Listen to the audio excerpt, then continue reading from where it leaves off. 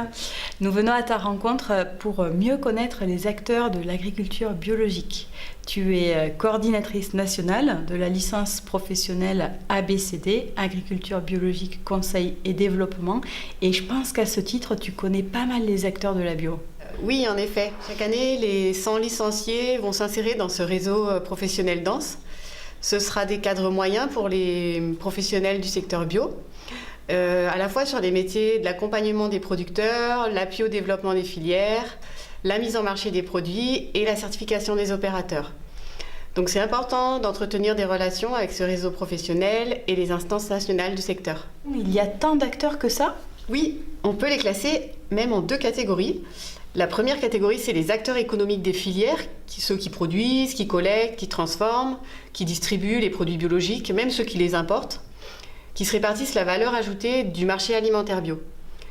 La seconde catégorie sont les acteurs qui appartiennent aux structures institutionnelles, associatives, les instituts, qui vont intervenir en appui, qui encadrent et contrôlent ces acteurs économiques de la première catégorie. Dans ces deux catégories, il y a de nombreux métiers et donc beaucoup d'emplois. Ce que je te propose, c'est qu'on approfondisse les acteurs de la deuxième catégorie. Et peut-être avant de les citer, est-ce que tu peux nous dire en quoi consiste leur mission ? Oui, on distingue des missions administratives et financières, mais aussi des missions liées à l'accompagnement des opérateurs économiques et l'accompagnement des filières. Des missions plus techniques, aussi bien pour ceux qui font des produits que pour ceux qui les transforment. Des missions de contrôle liées à la réglementation bio. Des missions de recherche et d'expérimentation, des missions de communication à ne pas négliger, et aussi des missions syndicales et de formation.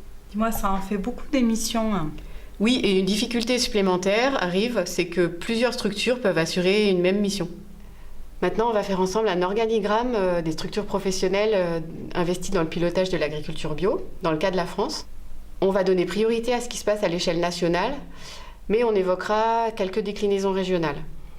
Et puis comme l'agriculture biologique, c'est un des 5 signes officiels de la qualité, il y a des structures généralistes de l'agriculture qui seront concernées. On va les figurer en bleu dans le schéma. Et puis on va figurer en vert des structures très spécialisées sur l'agriculture biologique.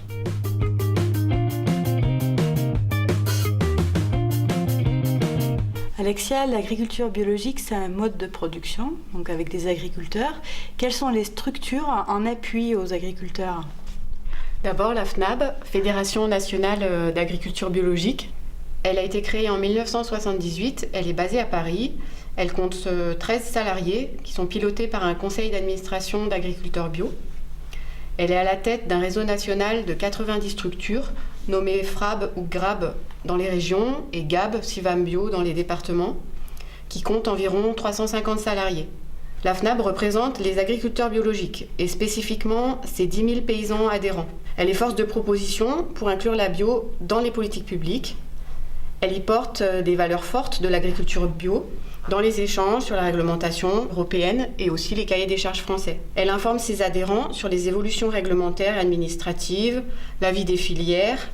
Elle forme ses animateurs et les techniciens de son réseau. Au niveau des territoires, le réseau FNAB assure la représentation syndicale, l'appui technique aux conversions des producteurs, s'investit dans les projets de filière. Elle assure de nombreuses formations courtes et beaucoup d'actions de communication.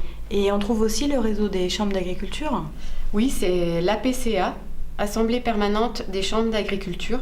Ce sont des structures non spécifiques à l'agriculture bio, mais le réseau des chambres consulaires d'agriculture, en département et en région, compte environ 250 conseillers investis sur le bio, répartis sur le territoire, dont des experts thématiques qui travaillent avec l'ITAB et son réseau sur les expérimentations.